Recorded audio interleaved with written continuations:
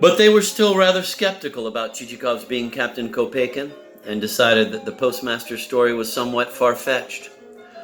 But then, refusing to be outdone, they followed the postmaster's example of ingenious discovery, perhaps going even further. Among the great number of clever explanations was one that makes a person feel strange even to repeat. That Chichikov was, in reality, Napoleon in disguise. The thing was that, for some time, the English had been envious of the size and extent of Russia, and they'd even published cartoons showing a Russian talking to an Englishman. The Englishman stands there holding a dog on a leash behind him. And who's under the dog? But Napoleon. It was as if the Englishman were saying, "Look out! If you don't watch your step, I'll set my dog on you." Maybe that was just what they'd done. They'd released him from St. Helena, and he'd made his way to Russia, disguised as Chichikov, and therefore Chichikov wasn't really Chichikov at all. Of course, none of the officials believed the story, but it made them think nevertheless. Each of them weighed the matter, and many found that Chichikov, if looked at from the side, did have a decided resemblance to portraits of Napoleon. The police chief, who had taken part in the 1812 campaign and had seen Napoleon in person, had to admit that Napoleon was certainly no taller than Chichikov, and that Napoleon's figure, too, would have to be described as neither too fat nor too thin. Possibly some of my readers will call this incredible. And so to please them, I will call it incredible too. However, everything took place exactly as related. And what makes the whole story even less believable is that the town in question was not situated somewhere in a backwater, but was, on the contrary, not too far from Moscow and Petersburg. But then it must be said, on the other hand, that all this took place shortly after we had so gloriously ejected the French from our land. At that time, our landowners, civil servants, merchants, shop assistants, all our literate and even our illiterate citizens had become terribly politically minded. The Moscow News and the Patriot were read from front to back and passed from hand to hand, reaching the last reader in such tiny shreds that they couldn't be put to any conceivable further use. And instead of inquiries such as, "How much did you get for your oats?" or "What about our first snowfall yesterday?" people asked one another, "What do the papers say? Have the English released Napoleon from that island?" The merchants were really quite afraid of all this because they believed in the prediction of a prophet who'd been sitting in jail for some 3 years.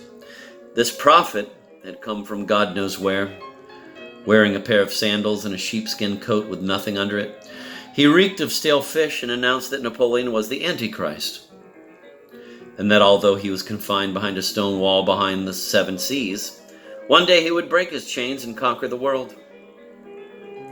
The prophecy landed the prophet in jail, and rightly so. But he had done his harm, and the merchants remained profoundly troubled. Long afterward, interrupting even the most advantageous deal, merchants would go off to a tea room and discuss the Antichrist while they sipped their tea. Many civil servants and even some members of the gentry also toyed with such thoughts, and infected by the mysticism which, at that time, was in great vogue, found in every letter of the word Napoleon some special message. Many even discovered it added up to an apocalyptical number. So it was not so surprising that the town officials paused to give this matter some thought. They noticed quite soon, however, that their imaginations had been somewhat too impetuous, and that the theory didn't quite fit. So they turned the matter over and over again, discussed it and debated it, and finally decided that it might be quite to the point to subject Nozdrov to some close questioning. Since he'd been the first to make public the story about the dead souls and to have had, as they say, close business relations with Chichikov, he must surely know something of the circumstances of Chichikov's life. The officials were really quite a puzzling lot, as indeed are people of all other professions. They certainly were well aware that Nozdrov was an arrant liar, that nothing he said, not even the most insignificant thing, could be taken as true, and yet, despite all this, it was precisely he whom they selected as the source of information. Go and pass judgments about human nature after that. A man may not believe in God and yet believe that if he scratches the bridge of his nose, he'll be sure to die. He will allow some poetic creation, limpid as a sunny day and permeated with harmony, lofty wisdom, and simplicity, to pass unnoticed, and then he'll throw himself on something in which some fellow twists and distorts reality, and he'll love it and proclaim that in it we can find a true grasp of the mysteries of life. All his life he'll scorn doctors and will end up going to some old peasant woman who will treat him with incantations and spittle if he doesn't concoct a brew of some filth for himself, which somehow he feels is just the remedy for his illness. Of course, the officials had the excuse that they were in a rather delicate position. As they say, a drowning man will grab at a straw, and at the moment he won't have enough sense to think that perhaps a fly could be carried by it all right, but he, who happens to weigh in the neighborhood of 200 pounds, at such a moment he doesn't think of it and he grabs at the straw. In the same way these gentlemen grabbed at Nozdrov. The police chief immediately wrote Nozdrov a note inviting him to a party, and a constable with attractively ruddy cheeks rushed off, clutching his saber to prevent it from rattling, to deliver the note.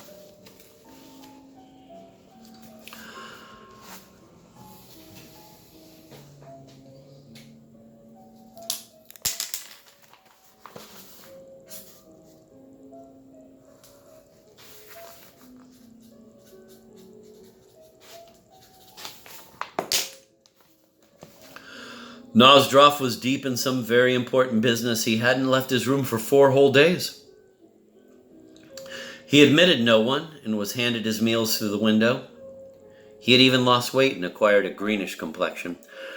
The matter demanded great concentration. He was working over several decks of cards with almost identical backs, which he was learning to tell apart, so that by composing a deck with cards selected from all, he could employ the differences as absolutely reliable friends in discovering just what his opponent happened to hold in his hand. He still had plenty of work to do, enough for at least another 2 weeks or so, and during that time, Porfiry had orders to scrub the Mastiff pup's navel with a special brush and wash him in a soapy lather 3 times a day. Nozdrov was extremely displeased at being disturbed. At first, he suggested that the constable go to hell, but after having read the police chief's note, he decided that he might derive some profit, because the note informed him that the party was being thrown for some newcomer. And so he became amenable, hurriedly locked the room where he'd been staying, dressed, and immediately went to join them. Nozdrov's testimony, assertions, and assumptions were at such variance with the officials' line of thought that the rug was really pulled out from under all their suppositions. This man hadn't any doubts at all. He was just as firm and confident, and they were shy, hesitant, and unsure. He answered every point without the slightest hesitation, announced that Chichikov had paid out several thousands for dead souls, and that he, Nozdrov, had sold him some himself because he saw no reason not to. Asked whether Chichikov wasn't a spy and whether he wasn't around to ferret out something, Nozdrov replied that yes, he was a spy, and that even at the school they'd attended together, Chichikov had been nicknamed the Sneak.